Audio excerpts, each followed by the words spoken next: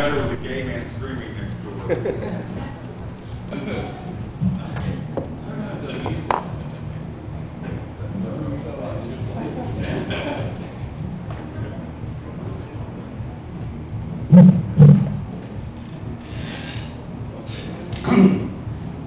This one is called Laurie Anderson's Watch is Broken.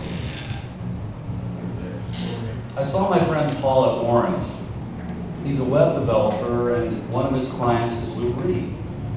Lou Reed was in Austin last week for South by Southwest, and Paul went to dinner with him and Laurie Anderson, who is Lou's wife.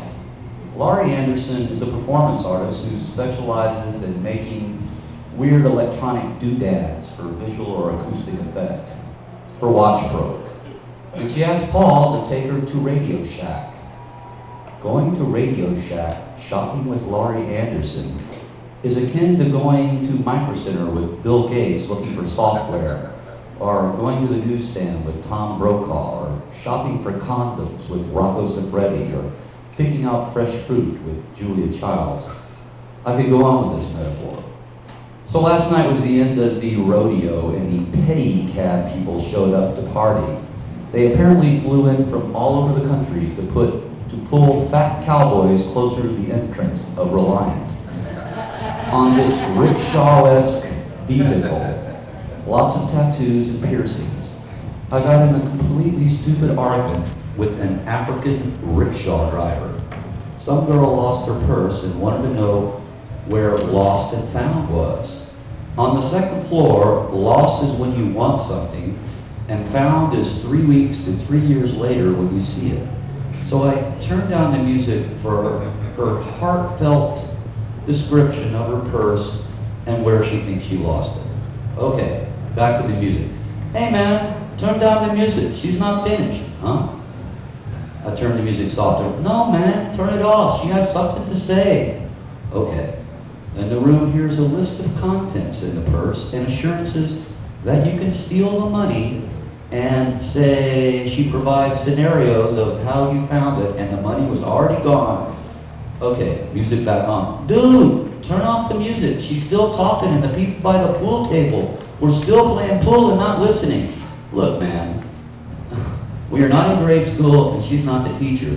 We're drinking and she fucked up and I'm sorry, but okay. And I turn down the music again. Is there anyone in this room who knows where her purse is? Hey, you! Quit talking! Silence! I'm going to count to 4 and this room better be quiet. Okay, girl, for the 4th time, tell your story, and people, I have instructed the bartender not to serve you unless you can at least name 2 contents of her purse. So pay attention! For Easter, we have a punk band called Punk Money from New York. The next one is called, Woo! All right. Goats, Geese, and Dung. So the New York governor has an affair with a 3-diamond call girl who loves music and discovered this while singing in the shower, and her boyfriend who plays guitar came in the shower with her to jam out. Why the guitar didn't get fucked up or both electrocuted? Maybe it was an acoustic set. I once tried painting in the shower to very little success. Maybe the Watercolor Society goes to the Y and paints dudes after working out. That might work. But the papers have had many articles about monogamy. And apparently it is rare in man, and for that matter in any species. 80% of all human relationships, aka marriage, have infidelity at some point. I remember going on a skiing trip some 6 years ago with my father and 2 brothers. It was the only time in our lives that all of us had been together without my mother. Ski trips, or at least this one, led to one of those unforgettable bull sessions. And the question was posed to my 70-year-old father at the time if he had ever cheated on mom. And it's scary awaiting an answer, as obviously honesty was in the cards. And he described one moment of attempted seduction, and he stopping it cold with, I love my wife and could never hurt her in this manner, and 100% faithful for 52 years. such a sigh of relief and wondering why the hell this question came up. God damn that red wine. One article wrote of the scarab beetle.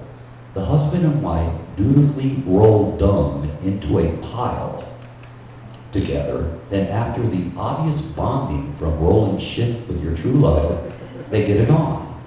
Then the lady scarab anchors in the shit to lay eggs, while the daddy to-be walks off and spreads pheromones around and hits on other beetles while his lady is still incapacitated, laying eggs and shit. When she finishes laying her eggs, she goes over to the deadbeat dad beetle and bitch slaps him till he flips over. From the male scarab perspective, after the female lays eggs, it's just never the same. And a philandering will go. I used to own geese when I lived in the 6th Ward some 15 years ago. I had 2 geese, a turkey, 3 chickens, 2 ducks, 2 goats, a dog, and a partridge in a pear tree. The goats were pygmy goats, about medium dog size, but with horns. My girlfriend and I used to walk them along the jogging trail on Buffalo Bayou with a dog leash. The double takes of joggers realizing dogs don't have horns. And when I'd throw a party, they would come in the house and hang out on the dining table.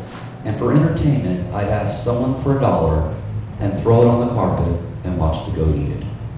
But the geese were the most fascinating.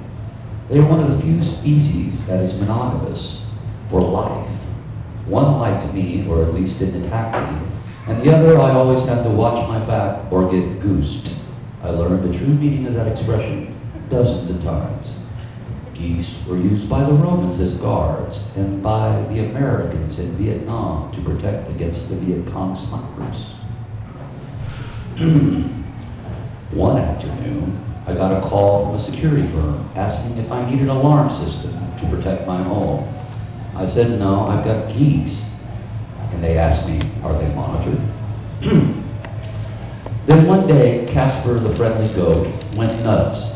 Of course, Casper had a charming habit of putting his penis in his mouth and urinating, then dribbling the urine on his beard to create a musky odor that would slay any nanny.